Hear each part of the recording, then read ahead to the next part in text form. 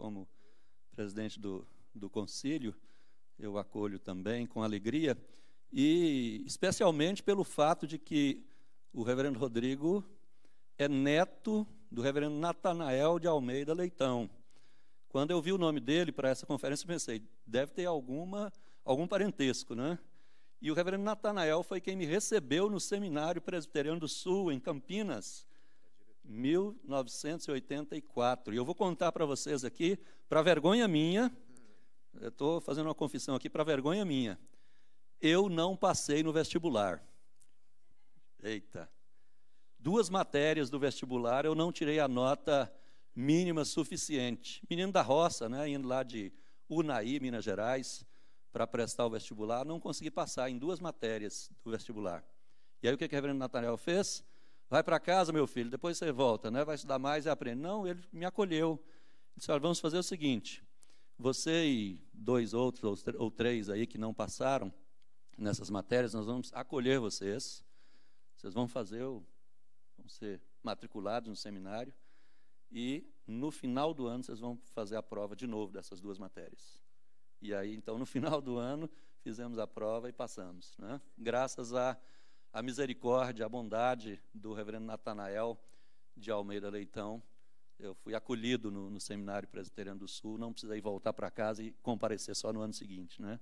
Então, bênção receber aqui o neto do meu reitor, à época, né, chamava reitor naquela época. Vamos orar, queridos. É só um minutinho. Gente, nós estamos aprendendo como é que é esse negócio de fazer conferência. Nós temos a nossa conferência Kids.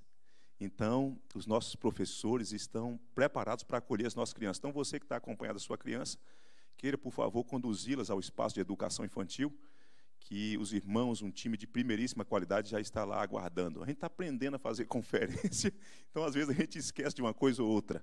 Agora sim, vou devolver a palavra ao reverendo Walter, e ele vai orar por nós e pelo Rodrigo. Vamos orar, queridos.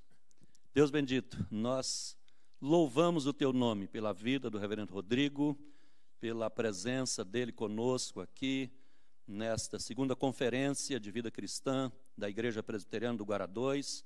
Agradecemos, Deus, porque o Senhor o trouxe debaixo da tua graça para ministrar aos nossos corações nesta noite. Abençoa-nos a todos, Deus, que o teu Espírito nos dê a graça da iluminação para a boa compreensão da tua palavra. Usa o teu servo, aquela mensagem que o Senhor já colocou no coração dele, que ele transmita com graça, para que todos nós aprendamos, todos nós sejamos desafiados pela tua palavra, nutridos por ela, e que o teu Espírito Santo nos capacite a dar uma resposta de obediência e fé ao que o Senhor tem para nós hoje, no nome de Jesus. Amém, Senhor querido.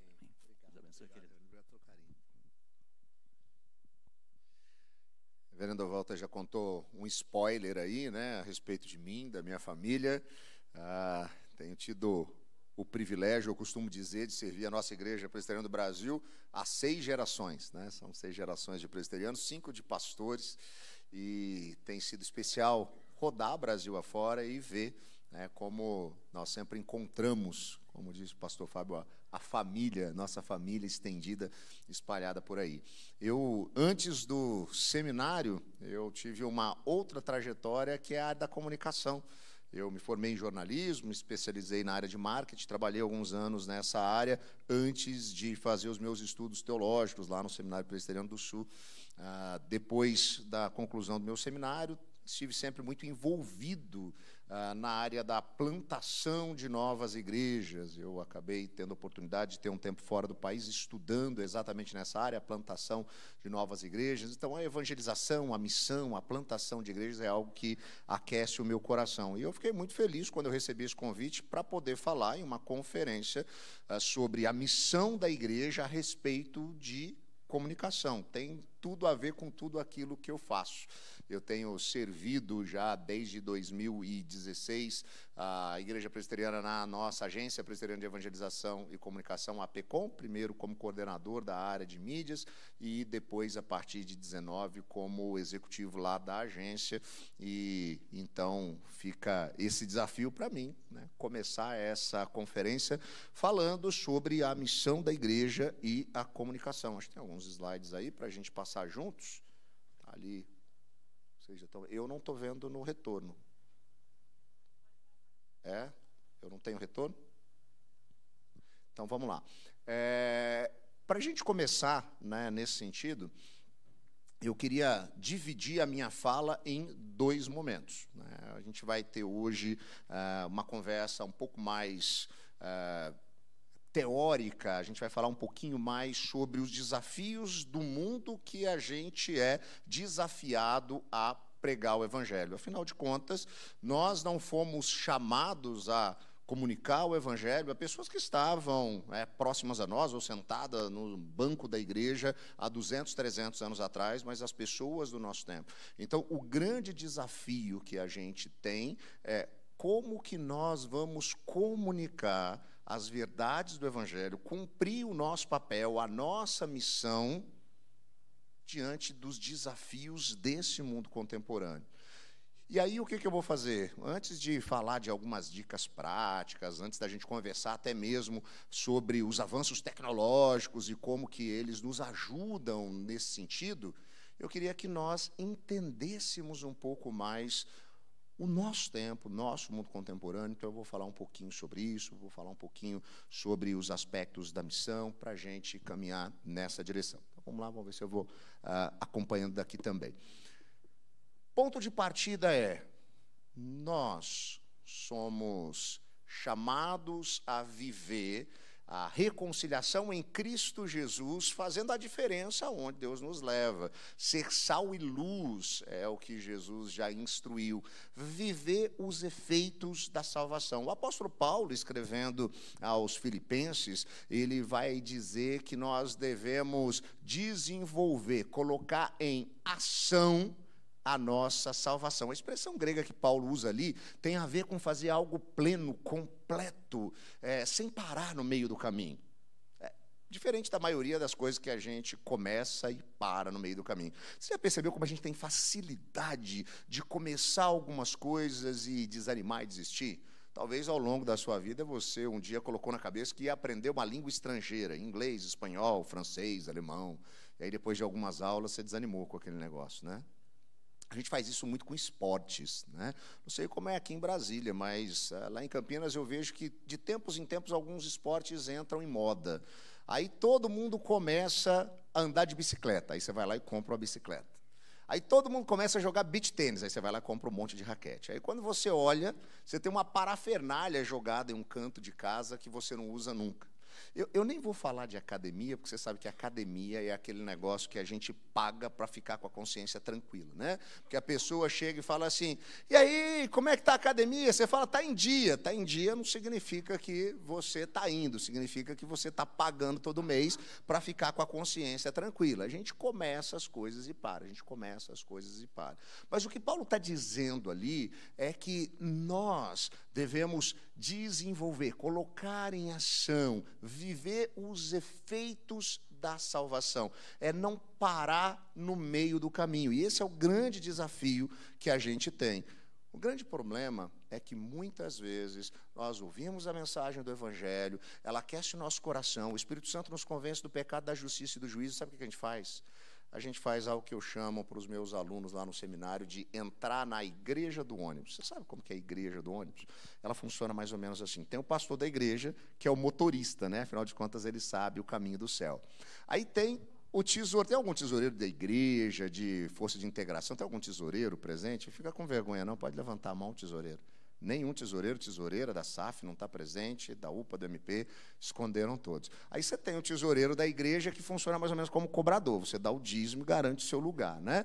Tem o pessoal da música, que fica cantando, né, caminhando o voo para Canaã, se você não vai, o problema é seu, as portas e janelas estão fechadas, o ar-condicionado está ligado, e a gente não está nem aí com o que está acontecendo do lado de fora. Afinal de contas, a gente tem um endereço no céu, a gente está dentro do ônibus, indo para o nosso endereço. A grande questão é que as pessoas do lado de fora do ônibus, do lado de fora das nossas igrejas, elas têm um grande anseio, uma grande necessidade. Elas precisam muito de uma coisa. Sabe o que é? Elas precisam do Evangelho. Eu lembro que logo no início do meu ministério, eu estava numa conferência, assim como vocês, e o reverendo Randy Pope, que foi plantador da igreja presbiteriana Perímeter, na região de Atlanta, nos Estados Unidos, ele estava ali como preletor principal, e ele tinha atrás dele aqueles flip charts, você lembra disso? Aqueles cavaletes onde você desenhava, né? E ele começou a desenhar algo mais ou menos assim, né? Ele disse, olha, as pessoas estão vivendo a vida do lado de fora das nossas igrejas, e elas têm um grande vazio, uma grande necessidade. A gente sabe muito bem o que é isso. Eclesiastes 3:11 diz que o próprio Deus colocou no coração do ser humano o anseio pela eternidade. Mas o ser humano não consegue entender muito bem o que isso significa. Então, o que ele faz? Ele entra em uma busca obstinada por encontrar algo que vai trazer essa plenitude, essa satisfação. Ele passa a acreditar que o grande problema e vazio da vida dele é, por exemplo, a falta de dinheiro. Ah, pastor, o grande problema para mim é que o mês tem 30 dias, o meu salário acaba no dia 15. Se eu tivesse mais dinheiro, eu ia ser mais feliz. E uma vez perguntaram para o primeiro bilionário norte-americano, o John Rockefeller, quanto de dinheiro bastava, e ele então respondeu, só um pouco mais. Quanto mais a gente tem, mais um pouquinho a gente precisa, mais um pouquinho a gente quer, ou seja, a gente não consegue encontrar essa satisfação. Algumas pessoas acreditam que esse sentimento de plenitude vai ser encontrado no sucesso. Então, muitos jovens acreditam piamente que quando passarem no vestibular, eles serão felizes e realizados, ou quando tiver uma promoção no serviço, ou tiver um mestrado, ou alguma coisa assim, e depois do segundo pós-doc ele continua frustrado. Alguns vão dizer que isso está nos relacionamentos, né? Se eu encontrar o príncipe ou a princesa encantada, como a gente aprendeu nos contos de fada, nos filmes de Hollywood, nas novelas da Globo, nas séries do Netflix e nos doramas coreanos, a gente vai viver felizes para sempre. A grande questão é que acaba a lua de mel, volta para casa, o príncipe vira sapo, a princesa perereca, as coisas vão de mal ao pior, e lá pelo segundo, terceiro casamento, ele está tentando procurar a mesma satisfação sem encontrar. Ele não consegue encontrar isso em lugar nenhum. É interessante porque no momento talvez mais popular do ministério de Jesus, ele rodava por ali, por onde ele ia, multidões o seguiam, afinal de contas, ele multiplicava pães e peixes, ele curava os enfermos, ele expulsava demônios. Mas, de repente, Jesus começa a trazer um papo um tanto quanto contundente, sabe? Aquelas coisas do tipo, cada um deve pegar sua cruz e me seguir, né? Vocês vão comer da minha carne, beber do meu sangue, parecia papo de vampiro. E o que acontece? O pessoal começa a ir embora, começa a abandonar Jesus. Ele, então, olha para aquela meia dúzia de gato pingado que tinha ali, aqueles discípulos que estavam no dia a dia com ele, e pergunta, e vocês, não vão embora? Se sair agora dá tempo, tem uma van ali. E, de repente, Pedro vira para Jesus e diz assim, mestre, para onde nós iremos? Se só tu tens palavras de vida eterna.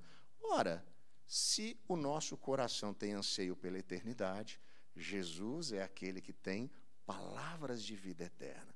Quando nós nos deparamos com a cruz, tudo tem um ressignificado na nossa existência. Nós encontramos a plenitude, tudo começa a fazer sentido. Nós enxergamos o mundo por novas lentes, temos uma nova cosmovisão.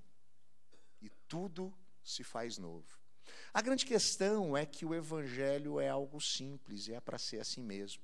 O problema é que, às vezes, a gente traz ele para a nossa rotina, e a gente se acostuma com o Evangelho. A gente olha para o Evangelho, a gente ouve o Evangelho, e a gente diz, é só o Evangelho. essa conversa eu já sei.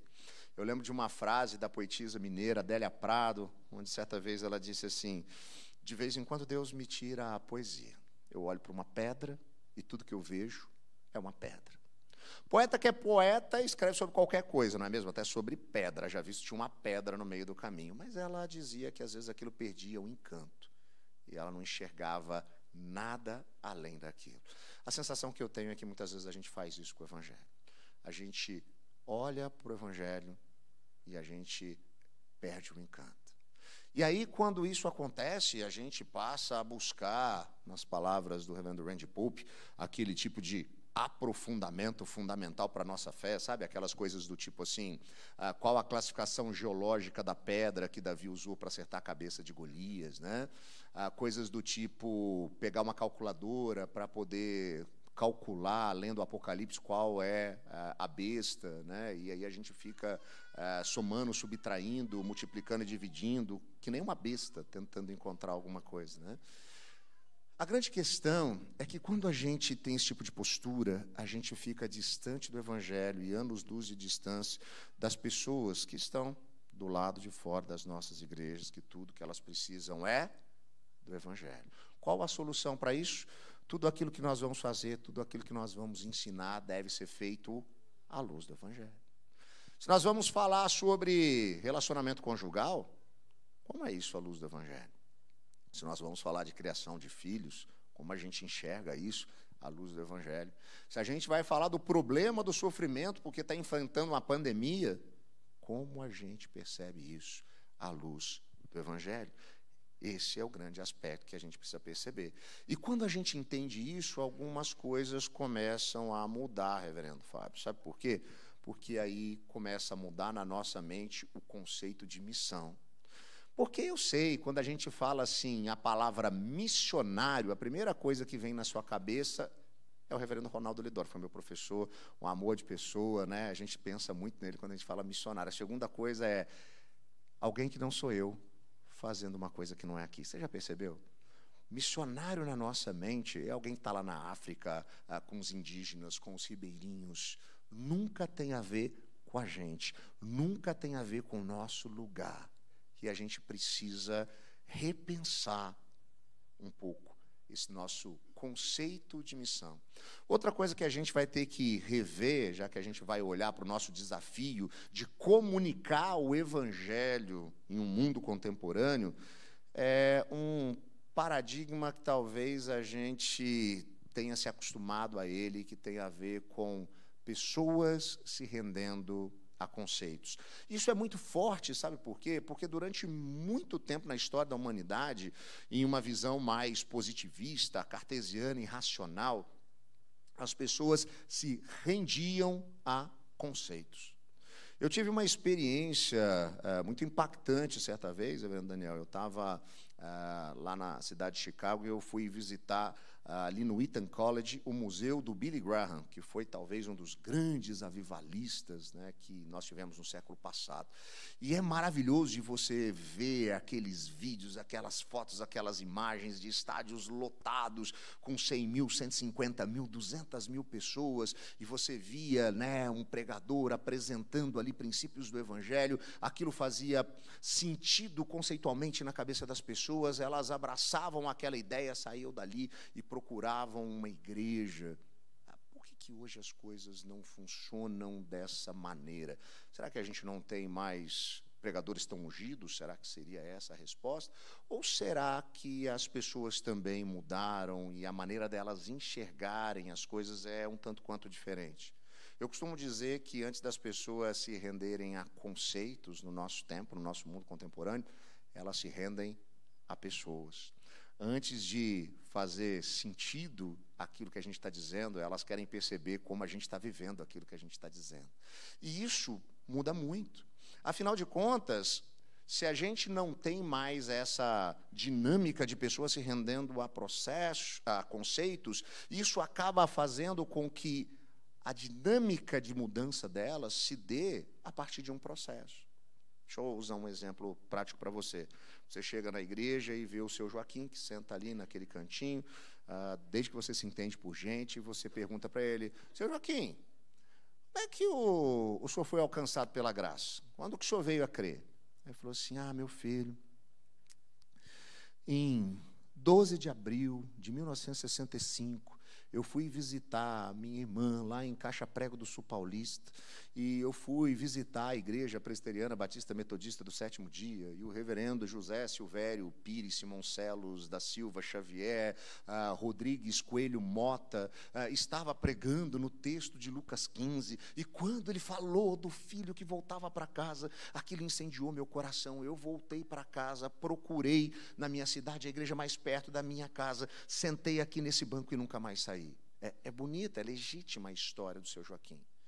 Mas pergunta para alguém que está frequentando a igreja, talvez há 6 meses, e você tem percebido que essa pessoa dá evidências de ser um discípulo, uma discípula de Jesus, e diz para ela, e aí, quando que você veio a crer? Quando que você foi alcançado pela graça? Provavelmente essa pessoa vai perguntar para você, o que exatamente você quer saber? Você quer saber o primeiro dia que eu vim na igreja? Ou você quer saber o dia que eu comecei a fazer aquela salinha do nome difícil, lá da catacumba, catecúmenos, ou o dia que eu fui batizado? Ou você quer saber daquele dia que eu estava lá em casa, assistindo a televisão, zapeando no controle remoto, aí de repente apareceu um senhorzinho elegante, o cabelo grisalho, de terno e gravata, falando da verdade da vida?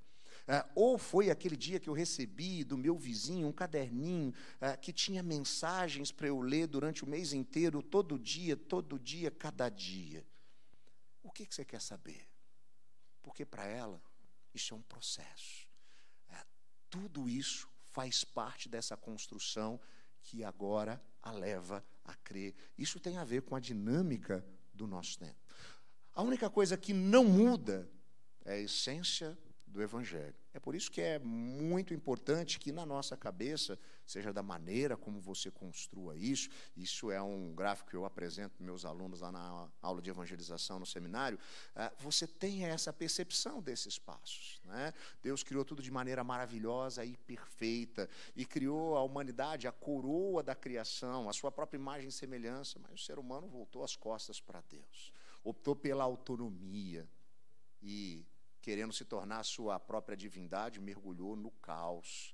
Experimentando o pecado, experimentou também as suas consequências, a morte, a dor, o sofrimento, se vendo incapaz de encontrar um caminho de volta pelas suas próprias obras e capacidade. Afinal de contas, o padrão de bondade de Deus é o próprio Deus e a gente nunca vai alcançar. Mas Deus, por amor, graça e misericórdia, entra na história, na pessoa de Jesus, aquele que veio como substituto pelos nossos erros e falhas, pagando o preço, morrendo a nossa morte, ressuscitando ao terceiro dia, provando que o plano de Deus funcionou. Aquele que nos reconciliou de volta com o Criador. E então nos concede um ministério, o ministério da reconciliação. Por meio de Cristo, Deus está reconciliando consigo o mundo. Ele nos confia essa mensagem, nos dá essa missão. E nós agora vivemos aqui e agora, cumprindo a nossa missão, mas com os olhos fitos na eternidade, porque nós sabemos que quando os nossos olhos se fecharem para a história e se abrirem para a eternidade, Jesus estará diante de nós, enxugará dos nossos olhos todas as lágrimas e nós viveremos uma realidade restaurada. Isso é o Evangelho. Isso não muda, mas a maneira como a gente comunica isso e a dinâmica da vida das pessoas do nosso tempo, essa sim muda e muda constantemente. Então a gente vai conversar um pouquinho sobre algumas características desse nosso mundo contemporâneo, que você pode chamar do que você quiser, como eu não estou aqui em aula nem de antropologia, nem de sociologia, não fazer defesa de termos, você pode chamar de uma modernidade radicalizada, você pode usar uma expressão que muitos gostam lá, do sociólogo polonês, né, o Zygmunt Bauman, que é uma modernidade líquida, como se as coisas estivessem prestes a vazar dos nossos dedos. Você pode usar uma nomenclatura mais comum de pós-modernidade, chama como você quiser. Eu quero que você entenda que nós estamos falando do nosso mundo contemporâneo. Anthony Giddens fala que essa, que ele chama de a terceira fase, o terceiro momento do capitalismo, é onde a tecnologia que foi criada pelo mundo industrial agora molda as formas culturais. Esse é o tempo que a gente vive. Você já percebeu como a tecnologia ela molda as nossas formas culturais? Quem aqui está carregando um telefone celular? Levanta a mão. Você sabia que ele serve, inclusive, para fazer ligação? Às vezes a gente esquece disso. Mas tudo aquilo que a gente acaba fazendo hoje em dia acaba tendo uma forte influência desses movimentos de avanços tecnológicos. A maneira da gente se locomover de cá para lá, a maneira da gente assistir televisão, a maneira da gente se comunicar com pessoas, a maneira da gente aprender. Tudo isso tem uma influência muito grande desses avanços. Então, a gente precisa entender um pouco mais sobre esse nosso momento histórico. E é um momento que ele tem algumas especificidades, porque nós vivemos em um grande conflito, porque se fala muito sobre fidelidade e fidelização, uma necessidade de se falar disso. Você já percebeu como o tempo inteiro você tem pessoas tentando te fidelizar a alguma coisa? Antigamente tinha mais as companhias aéreas, né? Hoje qualquer loja, qualquer empresa tem um plano de fidelidade. É interessante porque às vezes eu falo isso em alguns lugares e as pessoas dizem, mas pastor, eu moro lá numa cidadezinha pequena, não tem nem 5.000 habitantes, não tem nem Casas Bahia, nem lojas americanas, não tem isso lá não. Aí eu falo assim, mas não tem o hot dog da Tia Maria lá na esquina? Tem o hot dog da Tia Maria lá na esquina, sempre tem, né? E o que acontece quando você come 10 vezes lá? Ela me dá um cartãozinho carimba, né, para eu poder ganhar um cachorro-quente de graça. Então, é a Tia Maria tentando te fidelizar. A gente o tempo inteiro está buscando isso, mas, ao mesmo tempo, existe um conflito, porque nós estamos buscando fidelização em uma cultura do descartável, onde é muito mais fácil da gente descartar relacionamentos. No passado, talvez há 3 décadas atrás, você ia fazer compras e você ia na mercearia do seu Manuel. Por que você fazia isso? Porque ele assentava, ele anotava na caderneta, no final do mês você pagava, tivesse apertado, ele esperava um pouquinho. Não importava muito qual era a marca dos produtos, nem o preço. Você ia comprar na mercearia do seu Manuel e pronto. Hoje a gente tem inúmeras opções e possibilidades. Hoje a gente, quando vai comprar uma verdura, a gente vai naquele hortifruti que tem tudo fresquinho, né? Quando a gente quer comprar produtos de limpeza, a gente tem aqueles atacados que tem um preço mais em conta. A gente tem até boutique gourmet para vender carne, né? Antigamente a gente chamava de açougue. A gente tem inúmeras possibilidades. Em meio a tudo isso, a gente tem uma facilidade de descartar relacionamentos. Você não precisa mais ir lá na mercearia do seu Manuel. E aí a gente traz isso para tudo, inclusive casamento. Ficou muito mais fácil, ao longo das últimas décadas, se divorciar. Eu lembro que, há um tempo atrás, eu já era pastor nessa época, estou indo para 20 anos de ministério, e a gente acompanhava alguns casais, né, que estavam naquele período de 1 ano, né, entre essa decisão, né, do divórcio e, de fato, o divórcio sair. Hoje é instantâneo, automático, né, quase como fazer miojo. Em 3 minutos, um divórcio está pronto. Uma facilidade muito grande, né, de descartar as coisas. A pergunta é, isso tem influência na vida da igreja? Claro que tem. Hoje é mais fácil para a gente descartar alguns relacionamentos, como os nossos relacionamentos com uma comunidade cristã. Se há algumas décadas, quando uma pessoa chegava na igreja e percebia que não tinha, na hora do louvor, ninguém para tocar um instrumento, e aí tinha que cantar aqueles hinos a capela, o cara pensava, eu preciso aprender a tocar um instrumento, quem sabe um violão, um piano, para ajudar lá na igreja. E eu conheço inúmeros músicos, né, que são excelentes, que aprenderam a tocar para servir a igreja local. Hoje em dia, se a gente chega na igreja, ela não tem pelo menos, né, contrabaixo, 2 guitarras, bateria, uns 5 backing vocals, assim, alguma iluminação, a gente vai procurar uma igreja que tenha um espaço melhor para o louvor. Se no passado as pessoas chegavam na igreja e não tinha ninguém para poder ter um ensino para as crianças, elas se preocupavam em trazer alguma coisa na escola dominical e estudavam durante a semana para estarem com seus filhos. Hoje, se a gente chega na igreja e não tem, né, pelo menos um parquinho com 2 camas elásticas, né, um playground e mais um lugarzinho para as crianças trocarem o vestido de princesa, a gente vai procurar um outro lugar que atenda melhor as nossas crianças. E repare, eu não estou dizendo que ter coisas boas, e uma boa banda, e uma excelência no ministério infantil é errado. Eu só estou dizendo que hoje a gente tem uma facilidade por coisas muito simples de romper relacionamentos. A gente vive nesse momento controverso de ter a necessidade de fidelização, mas uma inaptidão para isso. A gente vive um momento onde os relacionamentos são facilmente descartáveis. O que mais? A gente vive um tempo onde imagens e símbolos, eles estão substituindo os grandes textos, os grandes discursos. Se você, hoje cedo, me mandasse uma mensagem pelo WhatsApp perguntando assim, Pastor Rodrigo, o senhor vai falar lá na conferência hoje à noite? Eu poderia te responder, oi, querido, hoje, por volta das 19h30, a gente começa, né, a nossa conferência lá na Igreja Presbiteriana do Guará 2, onde a gente vai ter, né, como temática a missão da igreja. Eu vou falar especificamente sobre a missão da igreja na perspectiva da comunicação, mas a gente vai ter também a presença do reverendo Daniel, lá do Espírito Santo, e ele também vai falar sobre grupos de crescimento. Vai ser uma noite especial. Você precisa estar lá com a gente. Você acha que eu ia responder assim? Claro que não, eu ia fazer um emoji de joinha para você, né?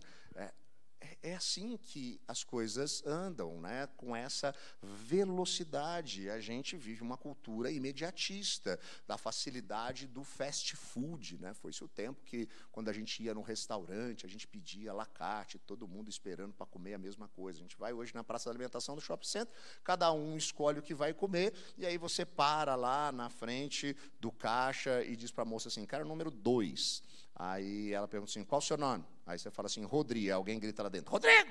Aí o seu lanche já está pronto. Já deve estar pronto tem umas 2 semanas lá, né? O problema disso é que a próxima vez que você chegar lá e demora 30 segundos para ficar pronto, você vai ficar bravo, irritado, impaciente. Né? A gente vive essa cultura, né?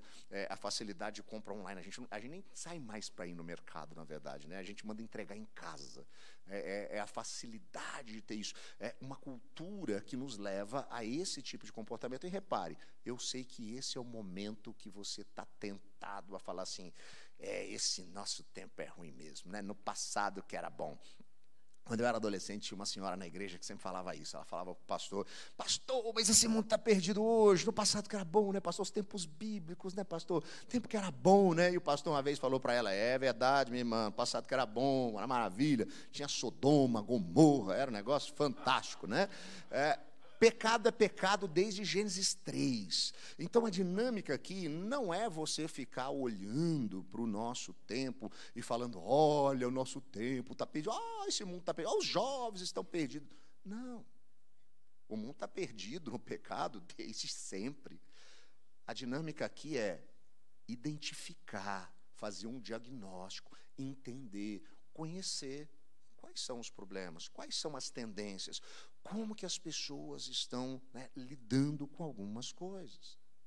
E para a gente entender bem, né, esse nosso mundo, a gente precisa percebê-lo a partir de uma reação crítica a um outro momento que vem antes. E aí agora você vai revisitar lá as suas aulas de história, filosofia, né, quando você aprendeu sobre o momento do iluminismo, daquela visão cartesiana das coisas, racionalista, onde a razão era a base para tudo, para o conhecimento absoluto e verdadeiro das coisas. Afinal de contas, a razão assim permitia uma análise sem nenhum pressuposto, um preconceito, e a ideia de que o desenvolvimento, o progresso se daria por meio da educação. Entenda a educação como acesso à informação e conhecimento, e a ideia é de que se você vivesse a partir dessa lógica racional, nós viveríamos em um mundo perfeito.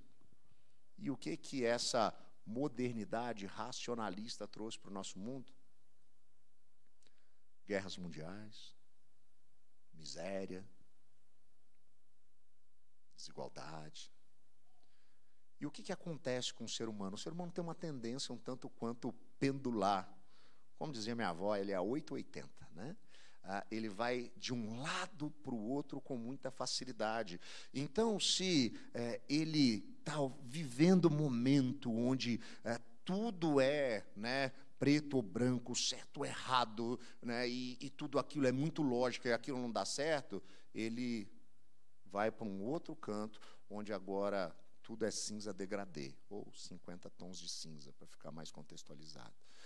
Afinal de contas, ele vai deixando de lado essa perspectiva racional e vai buscando uma alternativa.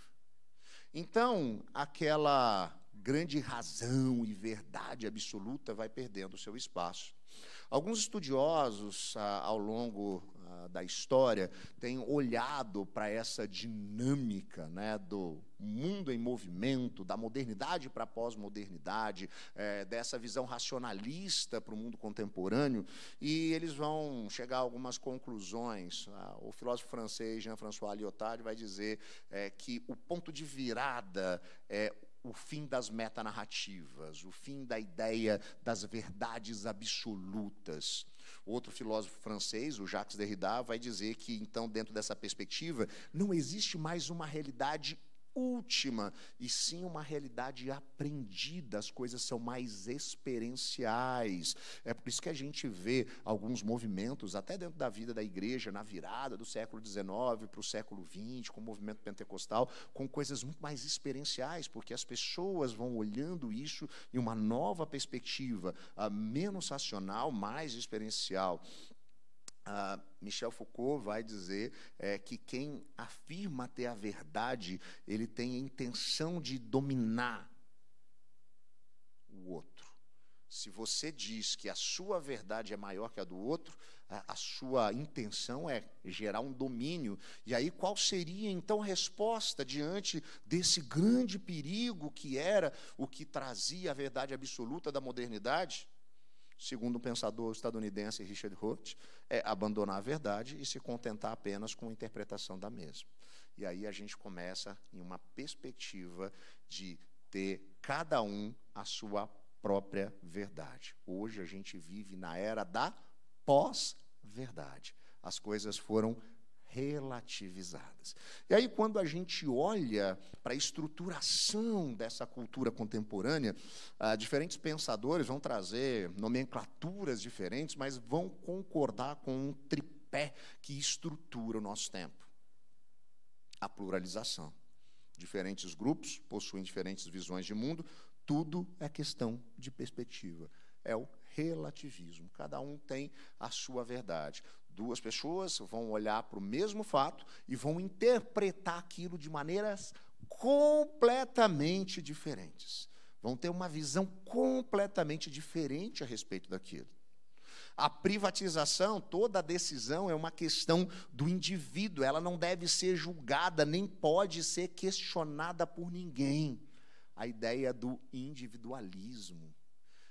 Na virada do século XIX para o século XX, o filósofo alemão Max Stirner escreveu um opúsculo, um pequeno livro intitulado Único e Sua Propriedade, onde ele dizia, desenvolvendo o que veio a ser conhecido como a dialética egoísta, que no mundo existem dois tipos de pessoas.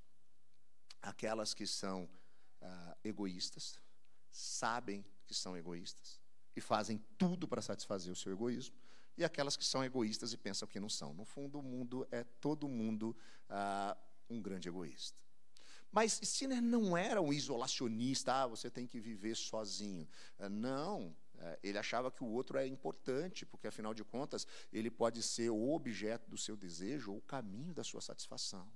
É um foco no indivíduo, um foco muito na privatização, na sua própria decisão, no foro íntimo.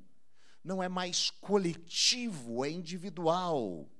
Aí eu vou fazer um break aqui, pastor Fábio, para fazer o merchan. Vou fazer uma propaganda de um dos livros que eu trouxe para vocês aqui, que é o Porquê Batizamos Nossos Filhos. Porque nesse livro eu trago uma ideia de que eu acredito que o problema que muitas pessoas têm com o batismo infantil, com o pedobatismo, não é bíblico-teológico.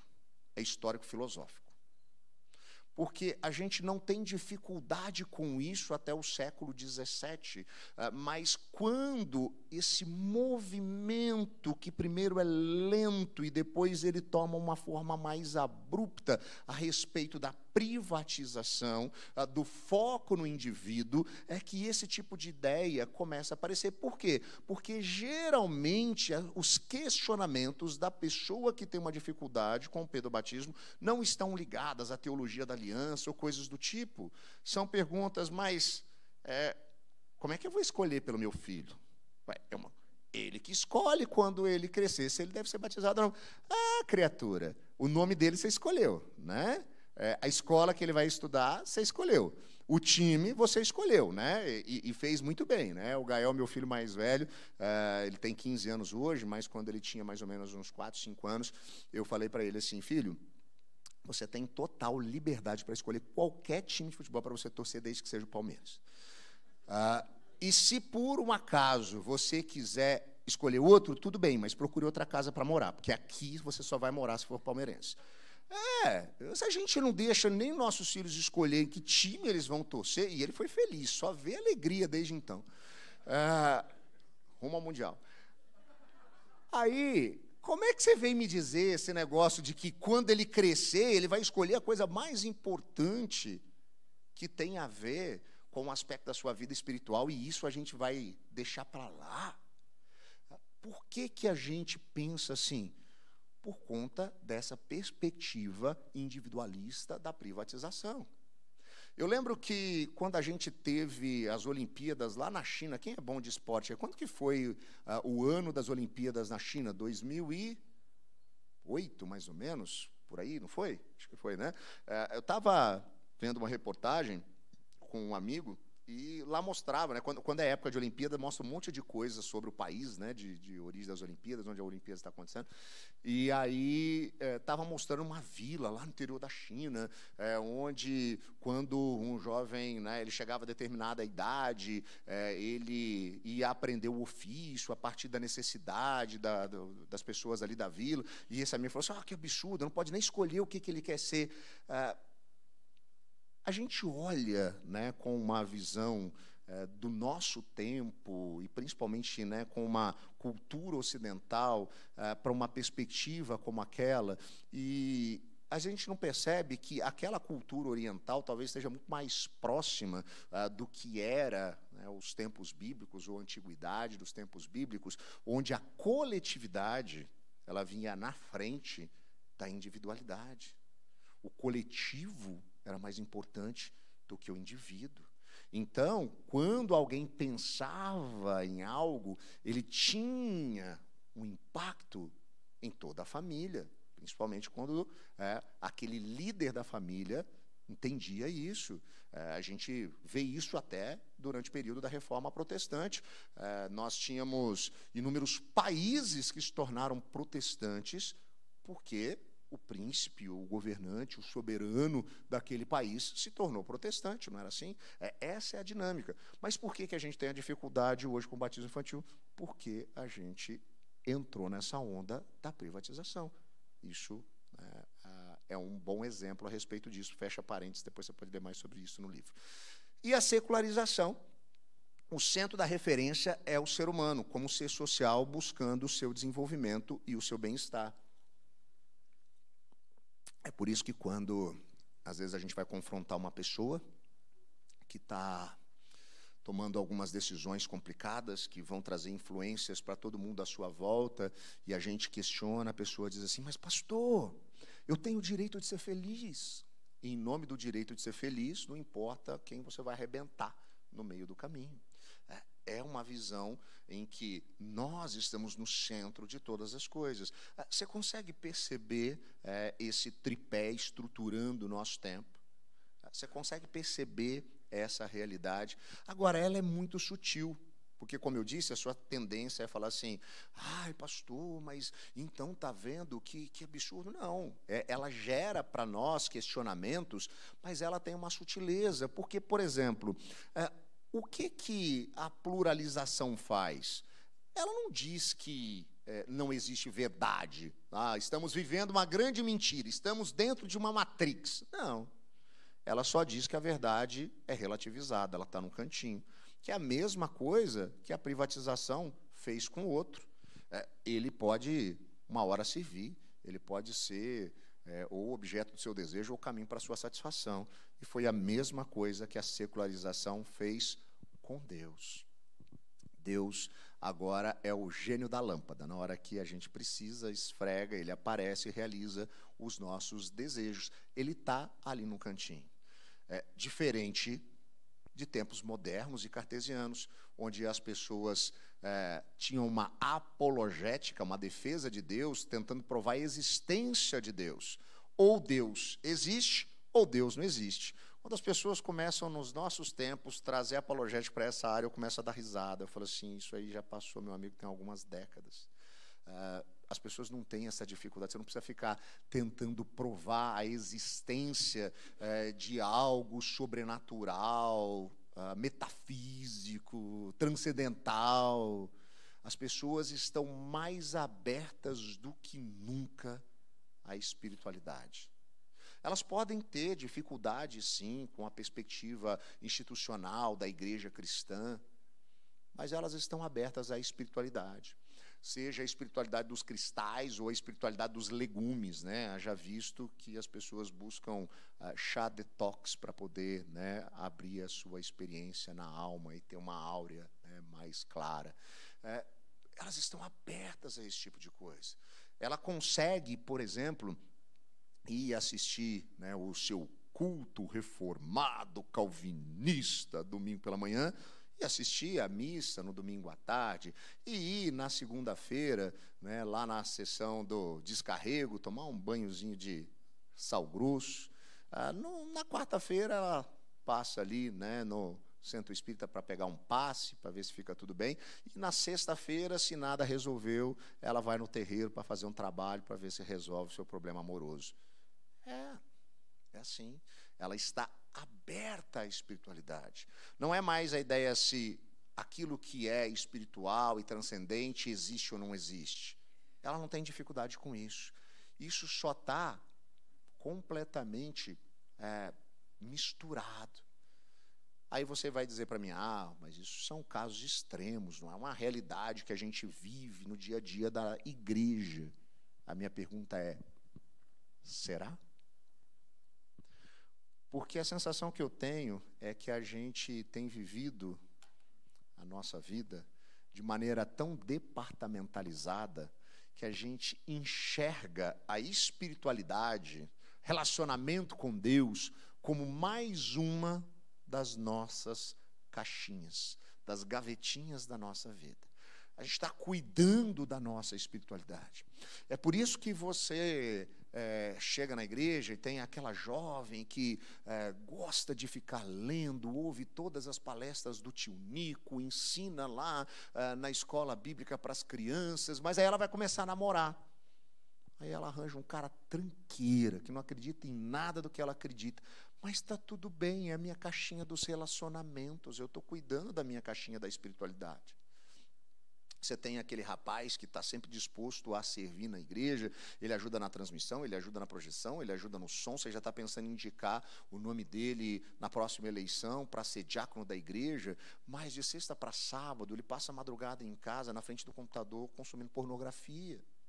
E no domingo, depois do culto, ele vai para a balada para colocar em prática aquilo que ele aprendeu nos filmes, e está tudo bem. É o que eu estou fazendo no meu tempo de lazer, mas isso não é só com a juventude. Você tem aquele presbítero ranzinza, que se você coloca o pé em cima do estofado, ele vai falar que você está profanando o Santo dos Santos. Mas quando você chega na empresa dele, você vai descobrir que ele está sonegando imposto, está pagando propina. E quando você vai questionar, ele vai dizer, pastor, mas você tem que entender que no Brasil, se a gente não fizer assim, é a caixinha dos negócios. Não importa, eu estou cuidando da minha espiritualidade aos domingos. A grande questão é que, na nossa perspectiva teológica reformada, isso é impossível. Os reformadores falavam de nós vivermos uma vida diante da face de Deus, corandeu, João Calvino falava de vivermos para a glória de Deus. Esse, segundo a nossa confissão, o nosso breve catecismo, é o fim principal da existência do ser humano. Viver para a glória de Deus e encontrar prazer no relacionamento com Ele, alegria no relacionamento com Ele. Esse é o centro da nossa existência. Todas as outras áreas da nossa vida devem ser totalmente influenciadas por essa perspectiva, porque muda toda a nossa cosmovisão. Essa é a grande questão que a gente precisa perceber. Precisamos voltar ao Evangelho puro e simples. Por quê? Porque tudo que as pessoas que estão do lado de fora das nossas igrejas precisam é do Evangelho. E você lembra que quando eu disse que, segundo os pensadores, quando esse movimento da modernidade para a pós-modernidade começa a acontecer, a primeira coisa que chega ao fim são as metanarrativas. A grande solução é o retorno à grande metanarrativa, a grande história da redenção, que é a resposta objetiva e direta que as pessoas tanto precisam. Algumas perguntas para a gente caminhar aqui para o fim. Como ser relevantes no contexto contemporâneo? Lembre-se, as pessoas não estão abertas para afirmações absolutas, elas não acreditam em instituições, elas buscam sua solução em relacionamentos afetivos, por isso que a gente fala tanto de rede social, elas são mais distintas, elas têm mais acesso à informação. Alguns estudos dizem que um jovem de 15 anos, nos nossos dias, num período de 6 meses, tem acesso ao volume de informação que uma pessoa que viveu no final do século XIX para o século XX demorava 80 anos para conseguir assimilar. Volume, eu não estou falando de qualidade. Isso é fácil de acreditar. Eu não preciso ir no início do século XX, final do século XIX. Quando eu era adolescente e tinha que fazer um trabalho da escola, eu lembro que eu saía à tarde, ia lá na Biblioteca Pública Municipal de Campinas, e aí eu gastava a tarde inteira olhando para Delta e para Barça para poder sair com um verbete de 5 linhas para responder a professora quando me perguntava sobre alguma coisa. O meu filho de 15 anos, se ele acessar o Google, ele vai ter instantaneamente 1 milhão de respostas para aquilo ali. Se ele for mais espertinho, o ChatGPT já dá até a resposta para ele. Olha só, as pessoas são mais distintas. Isso exige de nós uma comunicação mais efetiva. Exige de nós criatividade. As pessoas têm acesso a muitas coisas excelentes. E nós, que dizemos que fazemos as coisas para a glória de Deus, muitas vezes não fazemos nada com excelência. Uma coisa que eu percebo, às vezes, interessante, quando eu estou rodando por aí, pela APECOM, é que eu vou falar, às vezes, em algumas igrejas, o pessoal fica assim, pastor, deixa eu te falar uma coisa, o senhor vai lá na igreja, a nossa igreja tem qualidade, mas não tem quantidade. Eu já acho estranho esse papo, porque uma coisa tem a ver com a outra, né? Ele já está querendo justificar, porque não vai ter ninguém na hora do culto. Mas quando eu chego lá, não tem nem qualidade, nem quantidade, nem nada, porque assim, o culto que era para começar às 7, segundo ele, quando a gente chegou lá 5 para 7, estava fechada a igreja. Aí quando deu 7:05, eu vejo que tem uma movimentação, o pessoal chegando com violão, tal, arrumando as coisas, aí o pessoal pergunta assim, que música nós vamos tocar?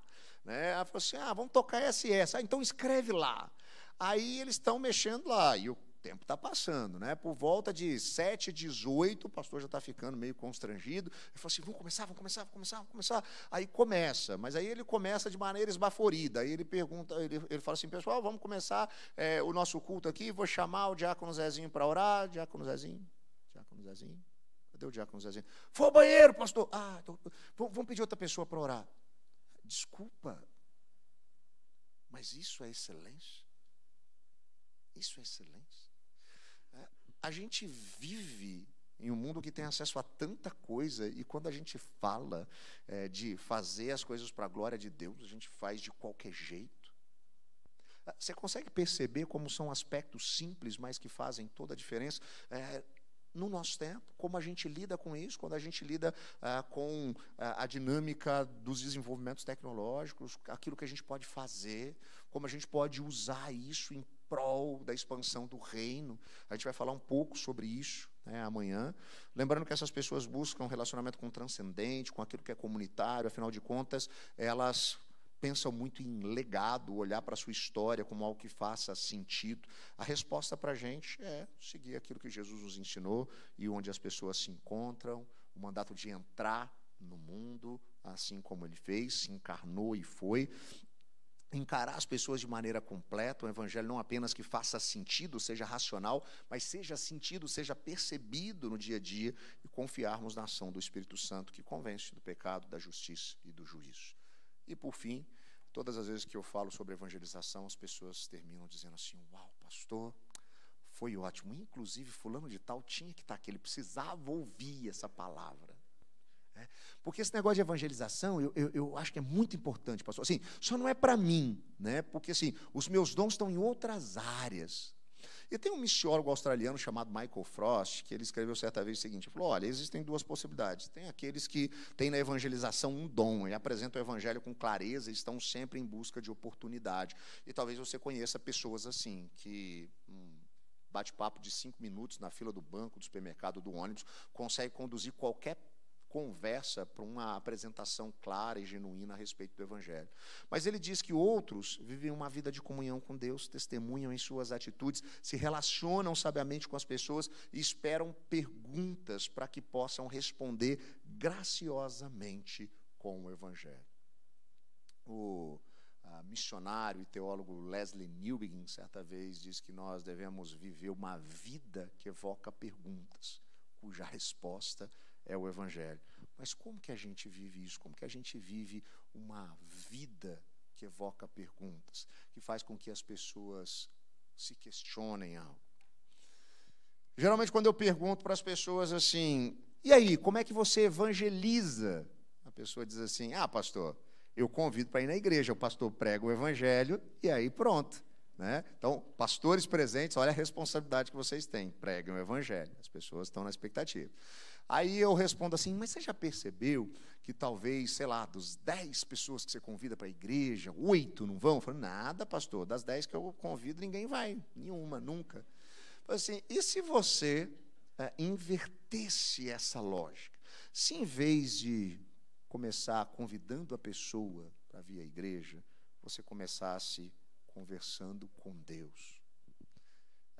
E sem pieguice, você já orou perguntando a Deus quem são os eleitos dele que ele quer alcançar a partir de você, da sua vida, do seu testemunho, da sua história, da sua amizade? Você já fez essa oração? Você está aqui num congresso, está falando sobre a missão da igreja. O desafio que eu faço para você é esse. Ore a Deus, perguntando, Deus, quem são os seus eleitos que o Senhor quer alcançar e que o Senhor vai convencer pela ação do Espírito Santo, do pecado, da justiça e do juízo, a partir do meu transbordar do evangelho. Converse com Deus, fale para Ele a respeito dessas pessoas que vão aparecer na sua mente. Então, se conecte com essa pessoa, se aproxime dela, estabeleça relacionamento. Eu, quando estava plantando igreja, sempre tive essa coisa de um dia com a minha esposa, a gente separar um dia ministerial para poder fazer algo bem ministerial, jantar com pessoas. Jesus estava sempre diante da mesa com pessoas. Quando você tem uma refeição com alguém, isso aproxima, você estabelece essa proximidade, esse relacionamento. Quando isso acontece, escute mais, fale menos. Eu sei que a gente vive em um momento onde todo mundo fala de falar melhor, da comunicação, de oratória, tem curso disso para lá e para cá, não tem curso de escutatória em lugar nenhum, mas escute mais, ouça o que as pessoas têm para dizer. Sabe por quê? Porque você vai encontrar espaço para servir. Talvez em um simples desabafo dessa pessoa, quando você está ouvindo, você vai perceber que você pode fazer algo que é super simples para você, mas que vai fazer toda a diferença para essa pessoa. Ou, às vezes, ela tem uma necessidade de algo que também é difícil para você, mas você pode fazer. E aí, sabe o que vai acontecer? Você vai ter espaço para contar a sua história. Que história? A sua história que só faz sentido à luz da grande história. O retorno à metanarrativa. Você vai apresentar essa história, essa grande história, trazendo sentido e significado para a sua existência. E aí o que você faz depois? Aí você convida essa pessoa para conhecer o espaço que Deus tem usado para te conduzir à maturidade. Queria convidar você a curvar sua cabeça, fechar os seus olhos, quero orar pela sua vida. Deus eterno, muito obrigado por esse tempo desafiador, de nós olharmos para os desafios do nosso mundo contemporâneo, para podermos sermos efetivos na missão que o Senhor nos confiou. O Senhor nos deu o ministério da reconciliação. Por meio de Cristo, o Senhor está reconciliando consigo o mundo. Que essa mensagem transborde de nós em atitudes e palavras, e em todo o tempo, em todos os lugares que o Senhor nos levar. Nós oramos assim, em nome de Jesus. Amém e amém. Graças a Deus. E amém. Louvado seja Deus. Uau, que